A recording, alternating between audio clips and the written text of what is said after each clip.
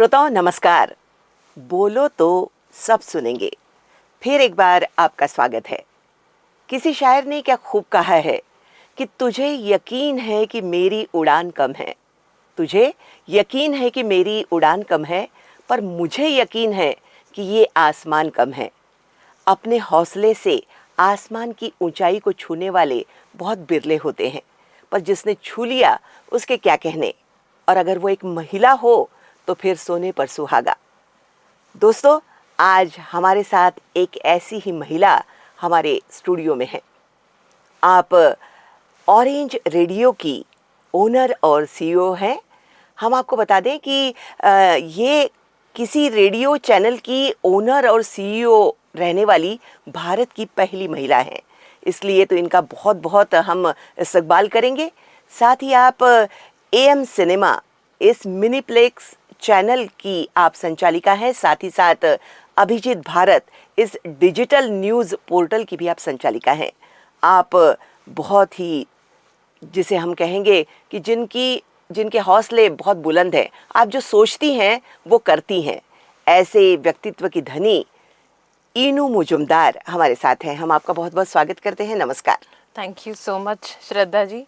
और इनफैक्ट आज कहूँगी कि एक one more dream come true मेरे लाइफ में है, बिकॉज जिनको सुन के हम बड़े हुए हैं, जिसकी आवाज़ के हम कायल हुआ करते थे। और as I am hostel light और दौड़ दौड़ के जो अपना रेडियो चालू करते थे, क्योंकि हमारे पास एक ही एंटरटेनमेंट का सेक्शन हुआ करता, दैट इज़ रेडियो। तो जिसको सुन के हम बड़े हुए, जिसके इर्द गिर्द हमारी पूरी दुनिया घूमी है। आज वो शख्सियत मेरे सामने बैठी है जिनके हम बहुत बड़े फैन होते थे। And I am so overwhelmed right now. Thank you so much. मुझे भी बहुत खुशी हो रही है कि जो कुछ किया उसका एक छोटी सी रसीद मुझे मिल गई। अब आज की इस तारीख में आप जहाँ पर हैं, तो मैं तो ये जानना चाहूँगी कि इसमें से छोटा सा सफ़र आपने बताया कि अब हमारी रेडियो की कायल हुआ करती थी, पर ये सफ़र कहाँ से शुरू होता है?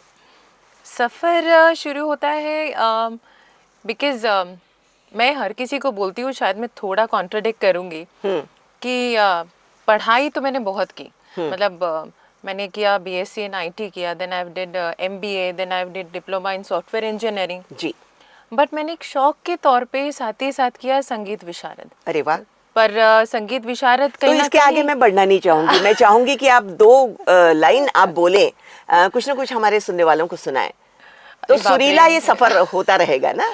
बिकॉज अभी संगीत विशारद तो बहुत पीछे छूट गया, बट गाने का शौक रह गया। तो बताइए, जो भी शौक, जो भी गाना इस वक्त आपके दिमाग में आता है, क्योंकि जब हम रेडियो में बैठते हैं ना कंसोल के सामने, तो बहुत सारे गाने आते हैं, पर उसमें से हमारे दिल का गाना कोई अलग होता है। तो अभी इस वक्त आपके दिल में कौन सा गाना आ रहा है? मेरे साथ प्रॉब्लम ये है कि जब भी कोई गाने बोलता है तो दिमाग में एक ही गाना आता है। हाँ, उसकी दो लाइन मैं गुनगुना देती हूँ। बिल्कुल। तुझसे नाराज नहीं जिंदगी, हैरान हूँ मैं। क्या बात है। हो हैरान हूँ मैं, तेरे मासूम सवालों से परेशान हूँ मैं, हो परेशान हूँ मैं। Thank you. क्या बात है। यानी गुलजार साहब का गाना आपने गाया जी, और बहुत ही बखूबी लिखा गया है, और दोनों भी आवाज़ों में बड़ा प्यारा लगता है। yes, मैं ये चाह रही थी कि आप जहाँ से बिलोंग करती हैं, जहाँ आपका बचपन बीता और जहाँ पली बढ़ी और आज तक आप पहुँची हैं, उसके बारे में भी थोड़ा सा बता दीजिए। मतलब बिलोंग तो मैं इंदौर को करती हूँ, रहती महाराष्ट्र में हूँ, शादी मेरी बंगाली में हुई है, तो तीन कल्चर अपने आप में समाहित है। तो I can speak Bengali very well and I can speak Marathi also. और हर तरह के खाने में बना सकती हूँ और कुकिंग का भी बड़ा शौक रखती हूँ। पर बेसिकली मेरी अपब्रिंगिंग बहुत छोटी जगह की है, क्योंकि पापा WCL में डॉक्टर हुआ करते थे, तो उनकी पोस्टिंग वो कोल फील्ड्स के रिमोट एरियाज में होती थी। जहाँ पर कोल फील्ड्स है उसके आजू बाजू जो बस्ती रहती होगी या उनकी कॉलोनीज। बिल्कुल। तो वो रिमोट एरियाज बड़े जंगल और नदियों के पास में होते थे। तो आज भी जो कहते हैं ना, सोल तो वहीं रहती है। अच्छा। जंगल, पहाड़ों, नदियों में और उन बंगलों में और ग्रीनरीज के बीच में रहती जी। पर कभी आपने सोचा था कि इस कामयाबी तक आप पहुंचेंगी, कि रेडियो को सुनने वाली एक रेडियो की मालकिन बनेगी? ऐसा आपने कभी सोचा? नहीं, ऐसा तो कभी नहीं सोचा था। हम्म। बट मेरा बहुत बड़ा बिलीफ है हम्म। कि बहुत बड़ा सोचने की ताकत रखो। हम्म। मतलब यू डोंट हैव टू सी कि ये कैसे होगा, हम्म। बट मैं चाहती हूँ कि ये हो। Dreams are the most powerful energy most बोलते हैं। Powerful and they manifest. जी। I truly believe that dreams manifest. और आपकी ज़बान में मैंने सुना भी कि मैं मैनिफेस्टेशन जो कर लेती हूँ वो बिल्कुल साकार होना ही चाहिए। बिल्कुल। जी जी। तो क्योंकि एक्चुअली वो बिलीफ होता है कि कहीं ना कहीं जब लाइफ से हम सबकी लाइफ में एक ऐसा मोमेंट आता है जब हमें लगता है कि अब कुछ नहीं हो सकता। मतलब शायद अब सब खत्म है लाइफ में। हर किसी की लाइफ में होता है, किसी की रिलेशनशिप प्रॉब्लम्स होती है, किसी का मनी प्रॉब्लम होता है, हर किसी की अपनी पर्सनल प्रॉब्लम होती है, स्टोरी होती है। बट एक जी। दिल में ना वो लौ उम्मीद की हमेशा कायम रहना चाहिए कि ये इस स्टेट में तो मैं नहीं रहूँगा। मेरी इच्छा ये है एंड यूनिवर्स मुझे ये चाहिए। अब तुम कैसा करोगे दैट आई डोंट नो, जी। बट मैं तो ये चाहता हूँ, ये आपको करना पड़ेगा। तो क्या आप किस्मत पे यकीन रखती हैं कि मैंने जो मांग लिया कुदरत से वो मिलेगा ही मिलेगा? किस्मत पे तो नहीं, खुद की एनर्जीज पे बहुत ज़्यादा बिलीव करती हूँ, क्योंकि मैं मानती हूँ कि कभी कभी इतने डल मोमेंट्स आते हैं कि हम सब गलत ही गलत सोचते हैं, तो लाइफ में फिर गलत होना शुरू भी हो जाता है। बट गलत होना कोई गलत बात नहीं, पर उसको रियलाइज करके अपनी एनर्जीज को शिफ्ट करके सही जगह पे लाना, हाँ बिल्कुल। वो बहुत इम्पोर्टेंट है। क्या होता है कि जब मैं बड़ी हो रही थी तब मैंने सोचा था कि मुझे ना किसी फाइलों में नहीं जाना है। वाह। पढ़ाना मुझे बड़ा अच्छा लगता था कि बच्चों को पढ़ा दिया और क्लास से निकल गए, या फिर यानी मैं ऐसी जगह जाऊं कि जहां पर मेरा हुनर बोले। हाँ, मैंने वो यानी वो फाइल लेकर, वो किताबें लेकर, या फिर इन सारी चीज़ों में मैं कभी घुसना नहीं चाहती थी, या फिर एक टेबल के बिल्कुल पीछे बैठकर काम करना मुझे पसंद नहीं था। तो मेरा जो पैशन था, जो मुझे पसंद था, वही मेरा प्रोफेशन बन गया। तो वो बहुत यानी वो बहुत अच्छा लगा। इसलिए मुझे बाकी लोग भी कहते थे कि अरे वाह, अब तुम क्या बहुत मज़ा करते हो, तुम बढ़िया स्टूडियो में बैठकर अच्छी तरह गाने सुनते हो और लोगों का मनोरंजन करते हो और बढ़िया बढ़िया इंटरव्यूज लेते हो। तो वो मेरा पैशन था। तो ऐसा आपका पैशन आपका करियर बना क्या? बिल्कुल, क्योंकि दो मैंने आईटी में पूरा एजुकेशन किया, बट क्योंकि वो उस समय का ट्रेंड था इसीलिए किया। ऐसा नहीं था कि बहुत ज़्यादा इंटरेस्ट आ रहा था और यही पैशन था। It was never a passion. और कभी मुझे था कि मैं ये सॉफ्टवेयर और दिन रात सॉफ्टवेयर इंजीनियरिंग का काम मुझसे तो नहीं होगा। मतलब I want to go out there and talk to world and represent my own thing. तो वो कहीं ना कहीं था, और वो आया किसके थ्रू? पैशन के थ्रू। क्योंकि संगीत पैशन रहा तो वही ड्रीम कम ट्रू हुआ आगे जाके, क्योंकि रेडियो संगीत से जुड़ा हुआ था, इसीलिए फिर रेडियो भी वो ग्लैमरस वर्ल्ड, बहुत अच्छे अच्छे बोल सुनना, अच्छे अच्छे गाने सुनना, अच्छे अच्छे गीतकारों को सुनना। जी जी। तो वो आपका पैशन तो था, वो आपका प्रोफेशन बन गया। खैर, पर ये जो साम्राज्य रहता है बहुत बड़ा रेडियो का, जो रेडियो में मैंने भी काम किया, और उसके बड़े स्टूडियोज, उसकी मशीनरी, उसमें काम करने वाले लोग, और उन सबको मैनेज करना, ये बहुत टेढ़ी खीर होती है ना? जी। तो कैसा रहा इसका एक्सपीरियंस आपका? कुछ एक्सपीरियंस हमसे शेयर भी करेंगी आप, क्योंकि आपका जब रेडियो चैनल शुरू हुआ तब मुझे ऐसा लगता है कि छोटे छोटे रेडियो चैनल्स आना शुरू हुए थे।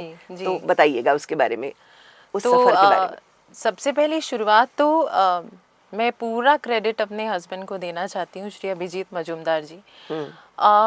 उनको पता था कि मुझे, मतलब मेरा टैलेंट मुझसे ज़्यादा उनको पता था, और वो चाहते थे कि उसको वो ऊपर लेकर आए। तो उन्होंने, क्योंकि मिनिस्ट्री से बिडिंग होती है प्राइवेट एफएम चैनल्स की, हम सब जानते हैं, तो उन्होंने पार्टिसिपेट किया, और बहुत पहले से उन्होंने कह दिया था कि ये तुमको चलाना है। और आप बिलीव नहीं करेंगे कि 12 साल तक I was not working, I was at home, and घर का ही मैं सब काम देखना, बच्चों को देखना। एक जॉइंट फैमिली में थी मैं। तो समहाउ मुझे ऐसे लगा था कि अब दिमाग में जंग लग चुकी है, अब मैं काम नहीं कर पाऊंगी।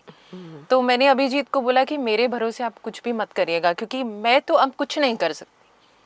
तो ही सेड कि मैं जानता हूँ कि तेरे अंदर क्या है, अपने आप पे बिलीफ रख, तू, अब मैं तुझे ढकेल दूंगा पानी में, तैर के निकल जा या डूब जा। मैंने कहा इतना इन्वेस्टमेंट लगा है, आप मेरे भरोसे नहीं कर सकते हो। बोले अब वो तुझे देखना है, अब तो मैंने छोड़ दिया। तो वो लिटरली, मुझे स्विमिंग नहीं आती थी पर वो पानी में गिर गई तो स्विमिंग भी सीख ली जी। मशीनरीज का भी नॉलेज धीरे धीरे आ गया कि कैसे ट्रांसमीटर काम करते हैं और किस तरह ब्रेक डाउन होता है तो क्या हो सकता है, एंड स्टूडियो के भी कैसे काम होते हैं। तो धीरे धीरे धीरे हर चीज़ सीखी। जी। उसके अपॉइंटमेंट्स में आरजेस के साथ और बहुत सारे एक्सपीरियंसेस आपको आए होंगे। बहुत हाँ, बहुत। तो उसमें से कौन सा अभी आपके जहन में आता है? जहन में तो इतनी सारी चीज़ें हैं, पर बीइंग एन एंटरप्रेन्योर क्या होता है कि अपॉइंटमेंट्स तो आपकी डाउन द लाइन टीम करती है। जैसे प्रोग्रामिंग के हमारे हेड है मिस्टर मिलिन, वो संभालते हैं। सेल्स में अजय है, एचआर डिपार्टमेंट है, तो वो पूरा संभालते हैं। पर being a entrepreneur we have to handle with ministry. हमें हैंडल करना पड़ता है प्रसार भारती, और ये सब ज़्यादा हमें हैंडल करना पड़ता है, जो ऊपर की चीज़ें हैं जो सिर्फ हम ही हैंडल कर सकते हैं। जी। तो पहले पहले तो बहुत ही खूबसूरत रहा सब कुछ, जैसे इससे खूबसूरत वर्ल्ड तो कुछ है ही नहीं। आरजेस की बात करना, कैसे सोशल कॉज पे बात करना, एंड मेरा शुरू से था कि अगर आरजे बात कर रहा है तो फालतू बातें मत करो, क्योंकि तुम्हारा मुंह खुलता है तो या तो सामने वाला बोलता है क्या बकवास कर रहे हैं, या वो इन्फ्लुएंस होता है। पर आजकल का ट्रेंड बहुत, आप तो इन मास्टर हैं तो आप जानते हैं कि थोड़ा सा इलॉजिकल बहुत ज़्यादा हो जाता है। हाँ। तो आई ऑलवेज इनटू इट कि इलॉजिकल मत करना कभी भी रेडियो। हमारे यहाँ पर थोड़े नॉर्म्स होते हैं कि उसी नॉर्म्स में बोला जाए। जी जी जी जी जी। तो वो सब का बड़ा ये रहा। बट धीरे धीरे धीरे जैसे समय बढ़ता गया तो मिनिस्ट्री और इनसे जब बहुत ज़्यादा पाला पड़ा तब पता चला कि तकलीफ़ें भी उतनी ही ज़्यादा हैं। एक रेडियो चलाने में सिर्फ जो बाहर से लोगों को दिखता है कि खूबसूरत चीज़ें हैं, सब आरजे बोल रहा है, बात कर रहा है, पीछे का लोगों को कुछ नहीं पता। बट जब मिनिस्ट्री आपके सर पे बैठती है, policies are very difficult in radio. अब तो आपके 13 चैनल्स, 13 रेडियो चैनल्स, 13 शहरों में आप गूंजती हैं। जी तो कुछ एक्सपीरियंस, अगर आप एक्सपीरियंस की बात करें तो डिफ़िकल्टीज़ की बात अभी नहीं करेंगे। हाँ। मेरा पहला, हम लोग ऑन ग्राउंड बहुत ज़्यादा इवेंट करते हैं। पहले दिन आपने जब आपके रेडियो स्टूडियो में जब आपने कदम रखा जी, तो आपको कैसा लगा? मतलब यकीन ही नहीं हो रहा था कि क्या ये सच हो चुका है कि कोई मुझे पिंच करेगा और मैं नींद से जाग जाऊंगी। मेरा स्टूडियो की वो स्मेल, स्टूडियो में जाकर बोलना, वो खुशबू और वो एनवायरनमेंट और हर चीज़ जी, जो एनर्जी देती है। तो जब पहली बार मैंने रिप्रेजेंट किया तो मुझे लगा था कि शायद मैं स्टेज में कुछ बोल भी पाऊंगी क्या, और मैं नहीं जानती कि वो कहाँ से वो पूरी एनर्जी अचानक से वापस आ गई 12 साल बाद। क्योंकि मैं 12 साल पहले भी बहुत ज़्यादा एक्टिव रहा करती थी, अपने स्कूल को रिप्रेजेंट करना, कॉलेज को रिप्रेजेंट करना। तो न जाने कहाँ से अचानक से वापस है, और जैसी माइक सामने आया और फिर वो जो थ्रो और वो कहीं से पूरा एनर्जी फिर से अंदर जो भरी, वो मोमेंट को मैं कभी नहीं भूल पाऊंगी जी। और जब मैं पहली बार कुछ महीनों रेडियो जब ऑन एयर हुआ और पहली बार मैं अपने पहले शहर में जब मैंने कदम रखा तो और जब मैं स्टेज से अपना स्पीच दे के उतरी तो जिस तरह पब्लिक पीछे दौड़ी और लोग दौड़ दौड़ के आ रहे हैं, सेल्फी ले रहे हैं, एंड इट वाज लाइक कि ऐसा क्या किया है मैंने। हाँ। पर जो लोगों का रिस्पांस था कि हम रेडियो ऑरेंज के अलावा कुछ सुनते ही नहीं है मैम, मेरे साथ एक सेल्फी ले लीजिए मैम, मुझे, मतलब लोगों ने जिस तरीके से रिस्पांस किया, मुझे लगा कि अप्रिसिएशन ऐसा था कि मैं अभी तो दीपिका पादुकोण ही हूँ इस वक्त पे तो वो गाना भी है ना, एक बार रख दे कदम जरा झूम के, एक बार रख दे तू धरती को चूम के, तो ऐसा आपके साथ हो गया। बिल्कुल। अब चलिए, रेडियो चैनल की तो बात है और लगातार आपका रेडियो चैनल प्रगति कर रहा है और हम बहुत बहुत शुभकामनाएं देते हैं। धन्यवाद। अब बात करते हैं हम एम सिनेमा की, जो मिनीप्लेक्स है ना, और हम देखते हैं कि मेट्रो जितने भी स्टेशन हैं वहाँ पर ये मिनीप्लेक्स हम देखते हैं, है ना। और तो इसके पीछे की क्या स्टोरी थी? वैसे तो भारत में सिनेमा को दूसरी माँ कहते हैं। हाँ, आप भी सिनेमा देखते हुए बड़ी हुई होंगी, है ना। जी जी। तो इसके पीछे क्या आपका मोटिव क्या था? इसके पीछे मोटिव ये था जी कि मल्टीप्लेक्स तो बहुत है हमारे यहाँ पर मिनीप्लेक्स का एक्सपीरियंस कुछ अलग होता है। तो पहले तो एक्सपीरियंस, मतलब इतना कुछ उसके पीछे बहुत ज़्यादा थॉट ये था कि जैसे आपको पता है कि मेजर बिजनेस इज कंस्ट्रक्शन जी। तो एक आइडिया है कि जितना जगह हमारे पास था उसमें एक आइडिया है कि क्यों ना इसमें एक छोटा सा मिनीप्लेक्स बनाया जाए। और उस मिनीप्लेक्स को जब लॉन्च किया, द रिस्पॉन्स इज हमंगस, मतलब इतना रिस्पॉन्स, हमेशा स्क्रीन्स भरे रहना। बट सबसे ब्यूटीफुल बात ये होती है एक मिनीप्लेक्स की कि एक्सपीरियंस मल्टीप्लेक्स का होता है, बट दे आर कॉम्पैक्ट, तो वो छोटे होते हैं, इसलिए उनका कॉस्ट भी हमें बहुत इफ़ेक्टिव होता है, कॉस्ट इफ़ेक्टिव होते हैं। और सबसे बड़ी बात है कि मल्टीप्लेक्सेस के जैसे हम उसे सिर्फ मूवीज़ के टाइम पे खोलें वैसा नहीं है, आप इसको प्राइवेट इवेंट्स के लिए भी हायर कर सकते हैं, कॉर्पोरेट कंपनीज भी हायर कर दी हैं। इवन बहुत लोग पूरा बुकिंग करते हैं just for a birthday celebration और एनिवर्सरी सेलिब्रेशन। इवन हमने कुछ ऐसे कपल्स को भी केटर किया कि सिर्फ 2 कपल बैठे हैं पूरे थिएटर में। जनरली मल्टीप्लेक्सेस में इतनी हाई कैपेसिटी हो जाती है कि उनको पे करके जस्ट 2 लोगों का बैठना इज नॉट प्रैक्टिकल। नहीं, हमने भी बड़ा महसूस किया कि एक फिल्म हमने हमारे पूरे परिवार ने देखी और बढ़िया, बहुत मजा आया कि ऐसा लग रहा था कि वो हमारा खुद का थिएटर है, हमारा खुद का थिएटर हम ओन कर रहे हैं तो उसे। बेसिकली वो पर्सनलाइज्ड इफेक्ट हो जाता है अब उससे भी छोटे थिएटर की कल्पना आप कर रही हैं, मैंने ऐसा सुना। हाँ जी, तो आप अगर हमारे बाकी मिनीप्लेक्सेस को देखें और फिर मेट्रो के मिनीप्लेक्स को देखें, तो वो एक थॉट ऐसा है कि कॉम्पैक्ट मॉल्स के मिनीप्लेक्सेस और मेट्रो के मेट्रो मिनीप्लेक्सेस, के हाँ। जैसे कुछ मिनीप्लेक्स हमारे बिल्डिंग्स में है, वो थोड़े से ज़्यादा स्क्रीन है और थोड़े ज़्यादा कैपेसिटी है। बट मेट्रो में जब हमें ऑफर आया कि आप ऐसा कुछ करना चाहेंगे, तो पता चला कि पूरे इंडिया में मेट्रो में कोई मल्टीप्लेक्स या मिनीप्लेक्स या थिएटर है ही नहीं।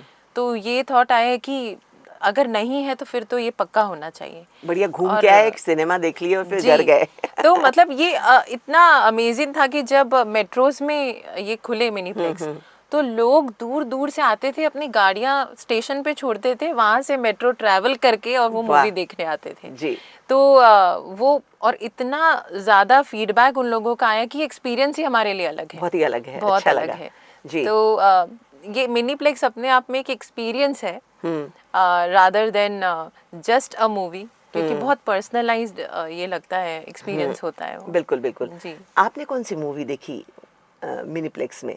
मैंने तो, हम हर महीने मूवी देखते हैं, क्योंकि अच्छा। मतलब पहले कैसे होता है कि जब बाहर मूवी देखने जाना होता था तब कोई स्पेशल मूवी लगे तो ओके ये मूवी जा सकते हैं। अभी तो कैसा है कि पता होता है कि कौन सी मूवीज रिलीज है, कौन सी आने वाली है। जी जी। तो और अपने इसमें और अब देखने वो का सिनेमा का दौर फिर से लौट रहा है, ये फिर छोटे से छोटे लौट रहा मिनीप्लेक्सेस है। होने जी के जी, कारण। क्योंकि कोविड के बाद थोड़ा काफी स्लैग आया था सिनेमा इंडस्ट्री में, तो उस वक्त ऐसा लगा था कि शायद ओटीटी ने टेक ओवर कर लिया है सिनेमा के ऊपर। बट 1 आध साल के गैप के बाद फिर वो जो लहर आई है वापस, जी। तो इतना तो समझ गया आप आई, लहर आ गई, ऐसा हो गया होगा। ये तो आपका ऐसा भी हो बड़प्पन सकता है। जी जी। तो चलिए, यहाँ आगे बढ़ने से पहले मैं एक गाना और सुनूंगी आपकी जुबान से। एक दीप्ति नवल जी का गाना है, शायद आई डोंट नो गुलजार जी का ही है कि मुझे पता नहीं। बताइए। ये मुझे ना हर फीमेल के ऊपर बड़ा सूट करता हुआ गाना लगता है, इसलिए मेरे बहुत दिल के करीब है। हाँ। क्यों जिंदगी की राह में मजबूर हो गए, इतने हुए करीब के हम दूर हो गए, क्यों जिंदगी की राह में मजबूर हो गए। वाह, बहुत बढ़िया। Thank you. और ये फिल्म, उसका जो फिल्माया गया है वो मेरी आंखों के सामने आ गया अभी। जी, और दीप्ति नवल भी आ गई, बहुत ही बेहतरीन अभिनेत्री थी। आपसे मैं इसी वक्त पूछ लेती हूँ कि आपने भी तो सिनेमा के पर्दे पर जितने भी हीरो हीरोइंस होते हैं, उनमें से आपने भी किसी सिनेमा को, किसी नायक और नायिका को पसंद किया होगा। कुछ ऐसी पसंद रही है आपकी कभी? पता नहीं श्रद्धा जी, इस बात में ना मैं बड़ा कॉन्ट्रडिक्ट करूंगी कि जहाँ सिनेमा हमारे बिजनेस का और भारत के कल्चर का बहुत बड़ा हिस्सा है, पर समहाउ जो बॉलीवुड इंडस्ट्री की असलियत धीरे धीरे सामने आते जा रही है, तो मुझे ऐसे लगता है कि वो बड़ी खोखली है अंदर से। जो वो दिखते हैं पर्दे पे वही ठीक है, नहीं होते, तो कहीं ना कहीं फेवरेट वाली चीज अब नहीं रही और कॉलेज के ज़माने में तो आपने कॉलेज के ज़माने से आज तक आमिर खान जी फेवरेट थे, फेवरेट हैं, फेवरेट रहेंगे। चलिए बढ़िया। क्योंकि एक्चुअली वो तब बहुत ना परफेक्शन में विश्वास करते हैं ना। नहीं, और एक्चुअली हर किसी का क्या होता है, आप भी मानते होंगे कि जब आप अपने बचपन से टीनेजर में कदम रख रही हैं, उस वक्त एक नई नई उमंग होती है, और उस वक्त के जो हीरो या हीरोइन आते हैं पर्दे पे, वो आज आप भी, आपका भी वही बिल्कुल फेवरेट बिल्कुल। होगा। मुझे याद है कि जब मैं विविध भारती में थी तो मैं बहुत किशोर कुमार बजाया करती थी। हाँ जी। तो हमारे यहाँ पर एक बहुत बड़े शायर थे, हमारे साथ काम करते थे, उनका नाम भी ले लूँ, अहमद वसी। हाँ, उन्होंने गाना भी बड़ा बढ़िया लिखा है कि शाम रंगीन हुई है तेरे आंचल की तरह, अरे सुरमई वाह। रंग सजा है तेरे काजल की तरह। तो वो मुझसे कहते थे कि आप क्यों बजाती हैं बार बार किशोर कुमार, और रफ़ी साहब को बजाइए, क्योंकि वो उस समय के थे। हाँ। तो उन्होंने मुझसे कहा कि आप मुझे इसका आंसर दीजिएगा। तो मैंने भी बहुत सोचा, और उसके बाद में फिर एक दिन बहुत सोच के मुझे उसका उत्तर मिला। मैंने कहा कि देखिए, आपकी मोहब्बत के जैसा जो आप महसूस करते हैं या जैसा विजुलाइज करते हैं, उसके रफ़ी साहब बहुत करीब हैं। पर जो मेरी जी मोहब्बत है और जो मैं जैसा विजुलाइज करती हूँ, जी। उसमें मुझे किशोर कुमार बड़े फिट लगते वाह, हैं। यही जी एग्जैक्टली यही मैं आपको बोल रही हूँ जी कि जी, हमारी उम्र के हिसाब से हमारा फेवरेटिज्म रहता बिल्कुल है। बिल्कुल। इसलिए आपके किशोर जी है, हाँ। मेरे आमिर खान है। ये होता है। पर अभी देखिए, अब आपका हो गया, रेडियो हो गया। जी रेडियो के बाद में फिर धीरे धीरे आप सिनेमा की तरफ बढ़ी, जी। और सिनेमा के बाद अगेन आप न्यूज़ की तरफ कैसे डाइवर्ट हो गई? उसका रीज़न बहुत प्रैक्टिकल रीज़न था। मतलब ऐसा बिल्कुल नहीं था कि अब न्यूज़ में जाना है। जितने भी कमर्शियल एफएम चैनल्स हैं मार्केट में, वो सारे मीडिया बैकग्राउंड से हैं। तो we are the only ones जो जिसका कोई मीडिया बैकग्राउंड ही नहीं है। जी। तो और मोस्ट ऑफ देम, मतलब 80% आप देखेंगे तो न्यूज़पेपर बैकग्राउंड है। हाँ। तो इसीलिए मुझे लगा कि कहीं ना कहीं एक न्यूज़ बैकग्राउंड सपोर्ट करेगा एफएम को। तो उस सपोर्ट के लिए अभिजीत अभिजीत भारत को भारत का। लॉन्च किया गया। जी जी। जी। अब तो छोटा छोटा भी आ गया है, बिल्कुल पॉकेट एफएम, नहीं, कुकू। वो पूरी ऑल द वे अलग स्टोरी है। जी। मतलब जैसे आप गाने सुनते हैं, उसी तरीके से हम सबके लाइफ में स्टोरीज का बड़ा महत्व है। बचपन से सुनते हैं जादूगर परियों की कहानी। मुझे तो आज भी कोई वो कॉमिक्स लाके दे दे तो आई विल बी सो चंदा मामा। हैप्पी। चंदा मामा, वो टिपिकल फैंटेसी स्टोरीज। हाँ हाँ। तो ये एक बहुत ही ब्यूटीफुल बैकग्राउंड हम लॉन्च करने वाले हैं, जिसका नाम हमने रखा है ई स्टोरी। उसमें एक ऐसा छोटा सा प्लेटफॉर्म है जो हम ग्लोबली लॉन्च करेंगे, all over the across the world I think. तो उसमें स्टोरीज रहेंगी, आपको ओनली स्टोरीज। जैसे आप गाने सुनते हैं नॉन स्टॉप, आप बिलीव नहीं करेंगे, पिछले कुछ दिनों से मेरा पैशन स्टोरीज की तरफ जो कन्वर्ट हुआ है। मतलब आप जैसे सीरीज सुनते हैं ना, ओटीटी पे सीरीज देखते हैं, तो this is exactly an audio to OTT. Okay. तो आप उसमें पूरी की पूरी सीरीज सुन सकते हैं। तो आपको लिटरली ऐसा फील होगा कि आप उस जहान में रह दादी रहे नानी की हैं। कहानियाँ। और मतलब आपको अगर आपका जी। जॉनर जो है, उस जॉनर से रिलेटेड आप स्टोरीज सुन सकते हैं। जी जी जी तो ये स्टोरीज तो हमारी दादी नानियाँ हमको सुनाया करती थी। जी। तो मैं सोचती हूँ कि हमारे बच्चे जो अभी मसरूफियत उनकी मम्मी पापा की इतनी हो जाती है कि स्टोरीज कोई सुनाने वाला होता नहीं है, और विभक्त परिवार हो गए हैं, जी। दादा दादी रहते नहीं हैं, जी। तो आपकी इस स्टोरी बहुत काम आएगी, बहुत ज़्यादा जी। काम आएगी। तो आप इस प्लेटफॉर्म पर अभी हैं, जी। आप सीईओ का पद संभाल रही हैं, आप संचालिका हैं, ओनर हैं, और इतने सारे प्लेटफॉर्म्स आपके हैं। तो इसके लिए तो कोई ना कोई आपकी प्रेरणा ज़रूर रहता है, कि कोई ना कोई आपका संबल है, कोई प्रेरणा है जो सदैव आपको उत्साहित करता रहता है। या ये आपकी मम्मी पापा हो सकते हैं, या कोई बाहर का कोई ऐसा व्यक्ति जिसने आपको प्रभावित किया हो, जी। उसके बारे में बताइएगा। मेरे प्रेरणा का स्रोत, मेरा सपोर्ट, मेरा संबल सिर्फ और सिर्फ मेरे हस्बैंड अभिजीत मजूमदार हैं।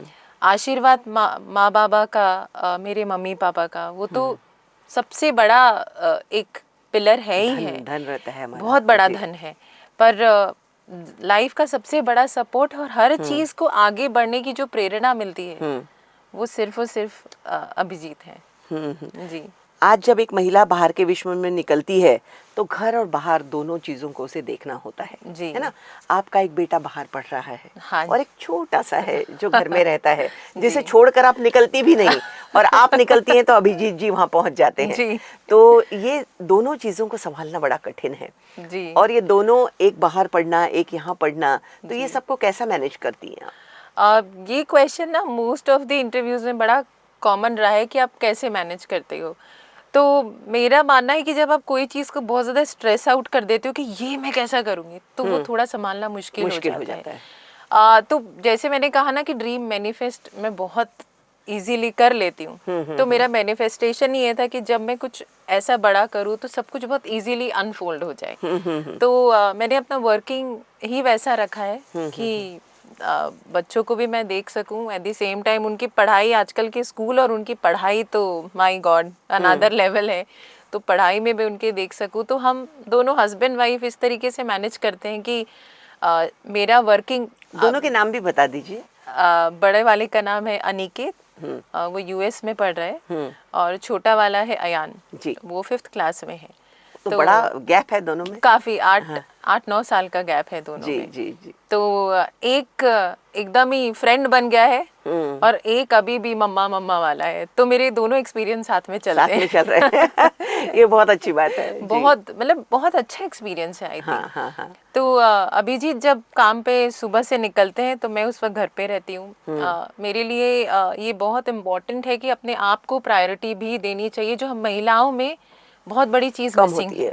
अपने बारे में ना सोच के हम पूरी दुनिया के बारे में सोचते हैं। तो मेरे लिए सबसे बड़ा इम्पोर्टेंट ये है कि मैं खुद को प्रायोरिटी दूं। तो उसमें मेरा मेडिटेशन आता है सुबह, देन मेरे खुद की फिटनेस, जिम सब आता है। और मैं जब सब कुछ निपटा के ऑफिस के लिए रेडी होती हूँ तब मेरा छोटा बेटा स्कूल से आ जाता है। जी जी।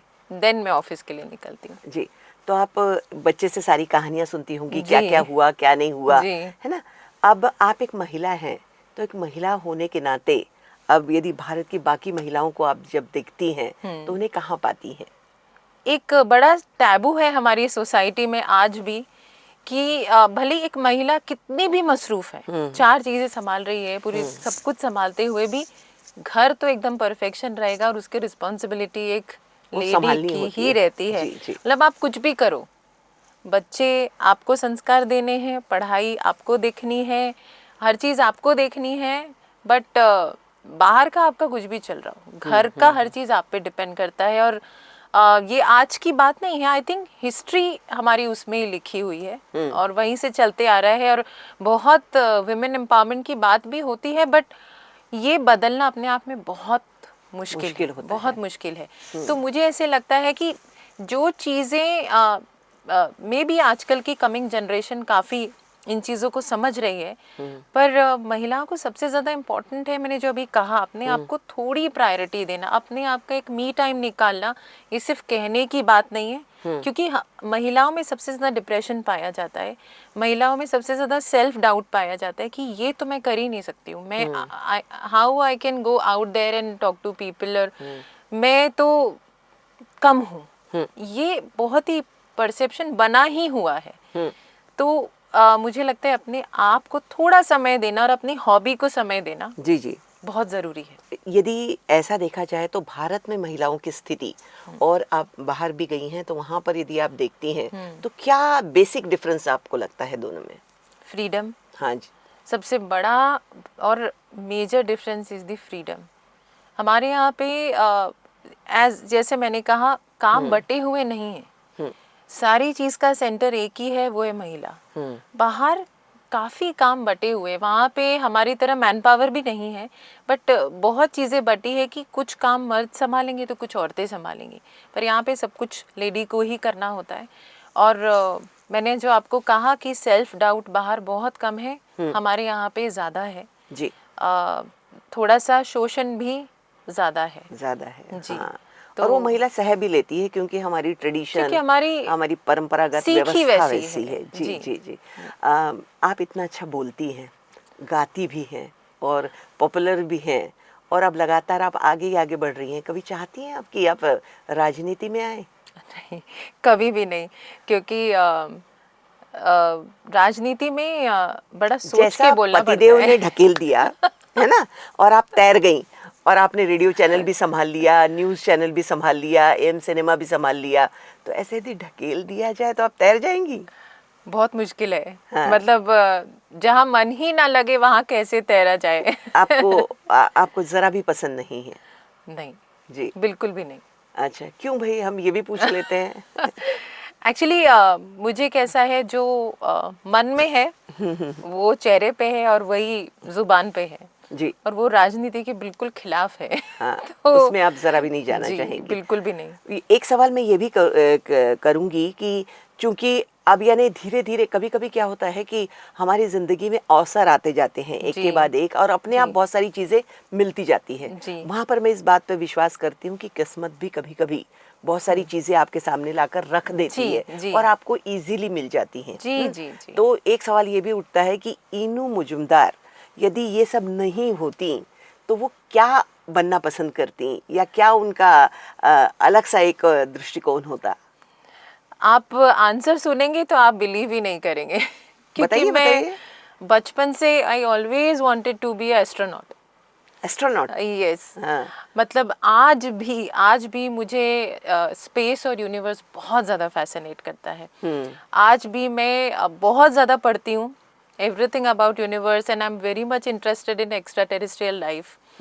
क्या हम किसी वीडियो गेम के अंदर रहते हैं, या हम किसी एलियन के दिमाग के, मतलब इतना ज़्यादा वो चलते रहता है। तो I always wanted to be an astronaut.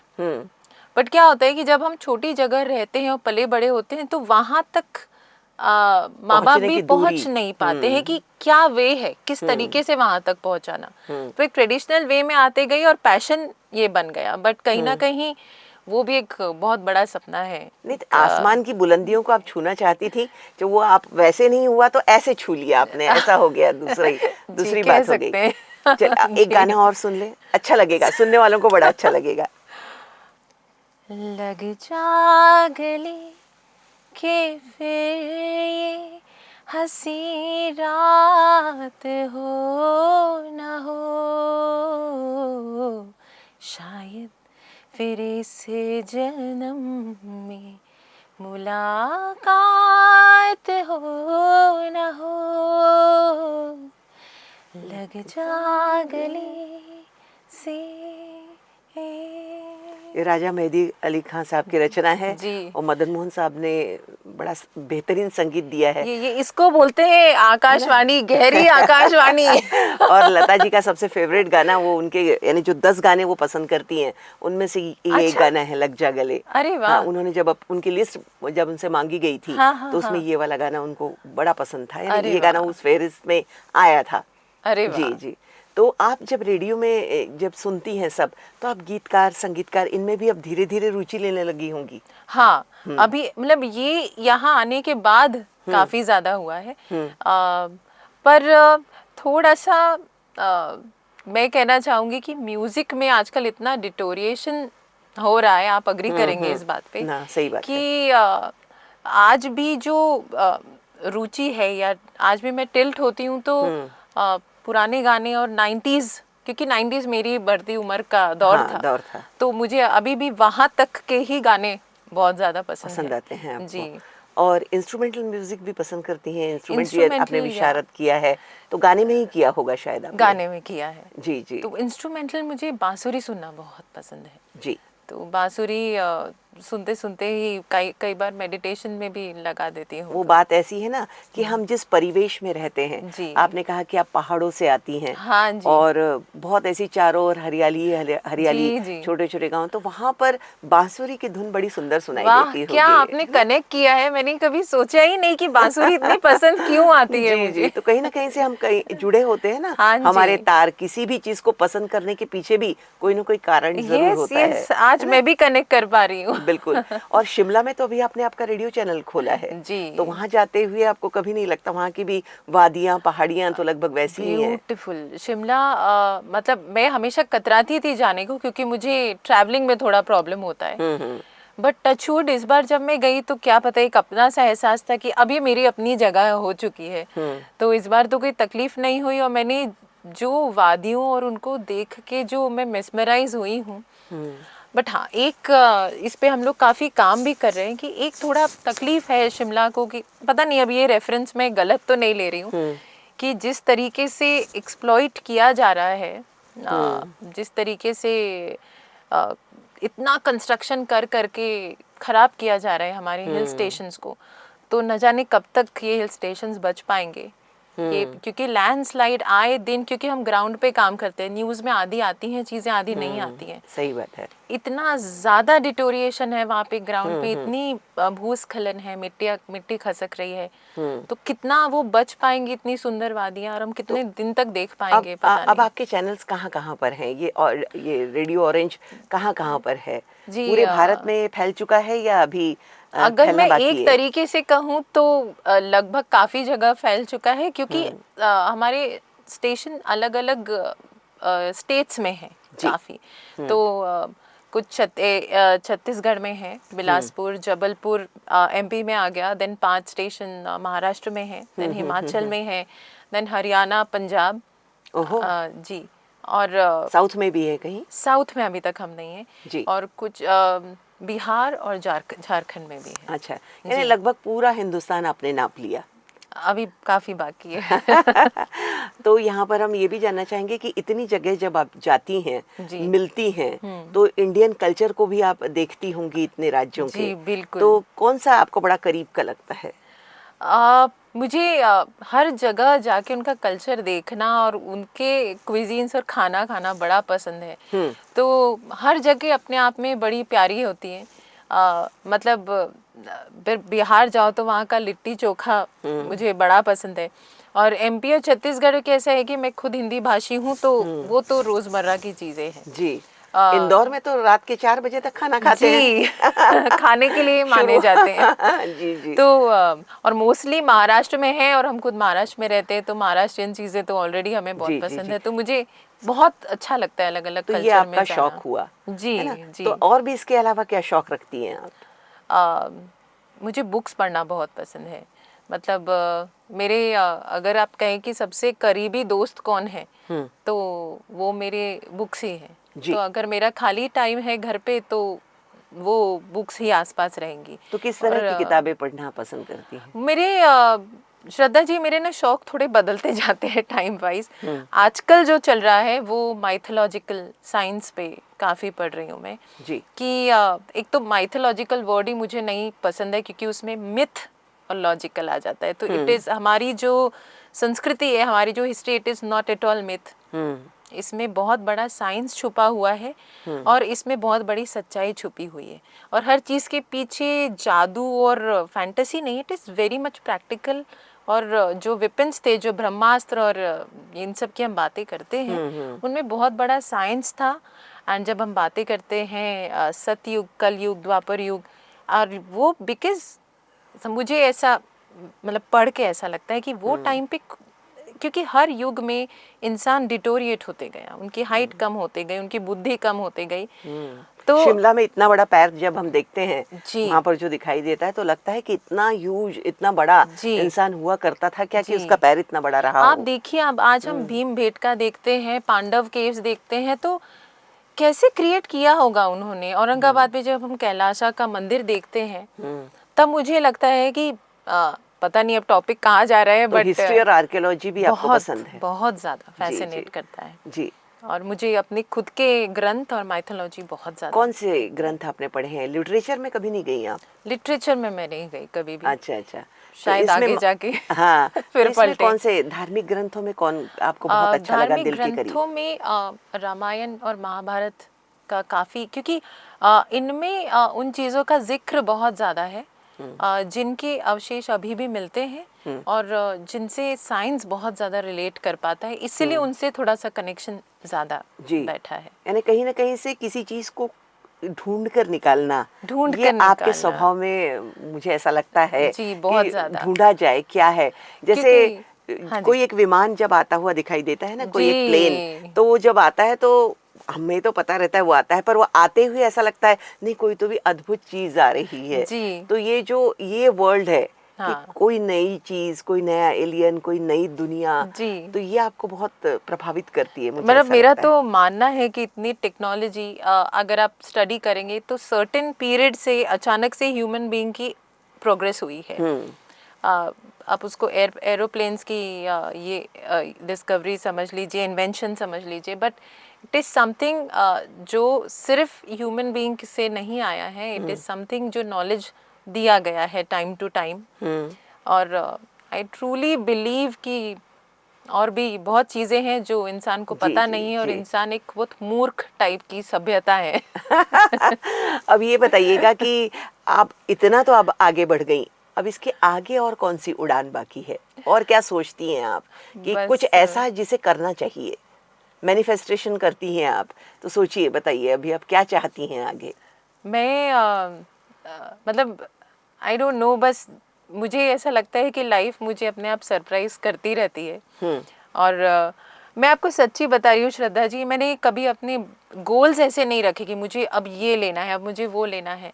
बस चीज़ें अपने आप अनफोल्ड होते जाती हैं। तो पता नहीं, एक बुक लिखने की बड़ी इच्छा है, बट वो कैसे जाते हैं, कैसे लिखते हैं, वो किस तरह करते हैं, वो मुझे विषय क्या पता नहीं रहेगा है। उसका, उसका सब्जेक्ट क्या रहेगा? एग्जैक्टली यही जो मैं सब बातें कर रही हूँ। अच्छा अच्छा। तो तो ये कुछ वही रहेगा। मैथोलॉजिकल होगी, कुछ काल्पनिक दुनिया की होगी, कुछ एस्ट्रोनॉट जी होंगे। जी हाँ, बिल्कुल। तो ये बहुत ही अलग सी कहानी बन जाएगी। अलग सा कुछ जी जी, चाहती हूँ लिखना, बिल्कुल जिसमें बहुत कुछ मुझे लगता है हमारा mythology and alien world and space and time, everything is connected. बिल्कुल। क्योंकि हमारी हनुमान चालीसा अपने आप में स्पेस और टाइम का एक बहुत बड़ा उदाहरण है। प्रूफ है। यस जी जी। जी तो ये तो बहुत ही बढ़िया और बहुत ही मेरे दिल के करीब वाली बात आपने जी। कही। और मुझे ऐसा लगता है कि जो जो कलाकार होते हैं ना, वो काल्पनिक दुनिया में ज़्यादा जीते बहुत हैं, ज्यादा।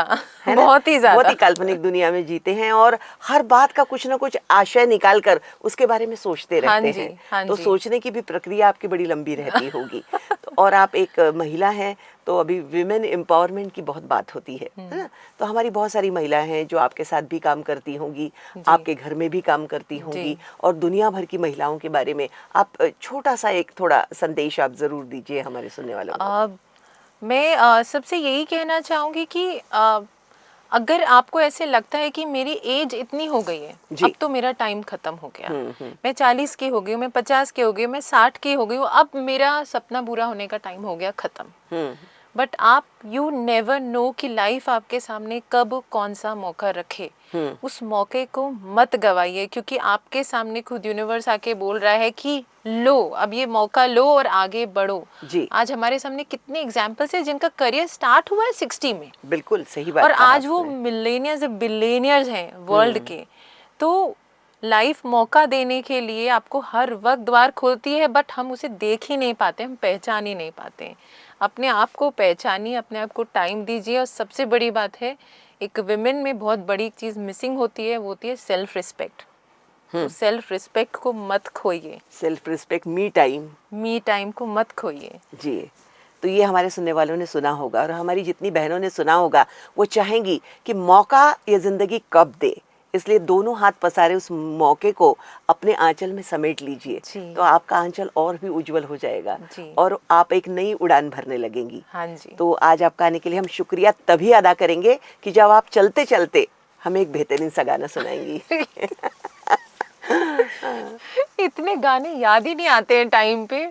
अच्छा, मैं एक स्टैंजा से चालू करूं।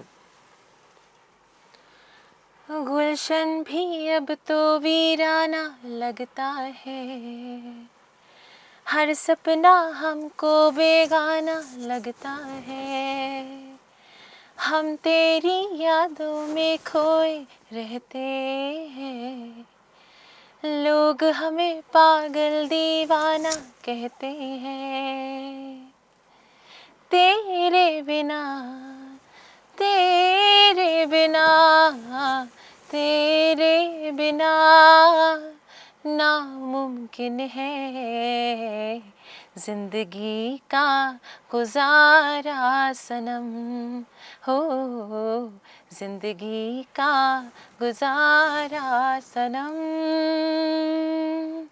तेरे नाम हमने किया है, जीवन अपना सारा सनम हो, जीवन अपना सारा सनम। ये गाना तो डेडिकेशन Thank वाला you. हो गया हाँ जी। बिल्कुल। तो चलिए, आज आपका आने के लिए हम बहुत बहुत शुक्रिया अदा करते हैं। Thank you. आप आई और अपने दिल से आपने बहुत सारी बातें की।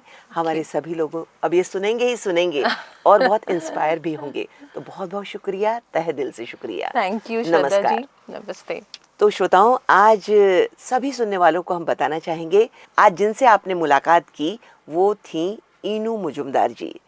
आपको हम फिर एक बार बता दें कि आप रेडियो ऑरेंज की ओनर भी हैं और सीईओ भी हैं, और आप फिल्में देखते हैं, एएम मिनीप्लेक्स में जाते हैं, उसकी आप संचालिका हैं, और अभिजीत भारत इस डिजिटल न्यूज़ पोर्टल की भी आप संचालिका रही हैं, और धीरे धीरे आपके कदम आगे ही आगे बढ़ते रहे हैं। हमने शुभकामनाओं के साथ उन्हें विदा किया। अगले कार्यक्रम में किसी नई शख्सियत से फिर हम मिलेंगे। तब तक के लिए नमस्कार।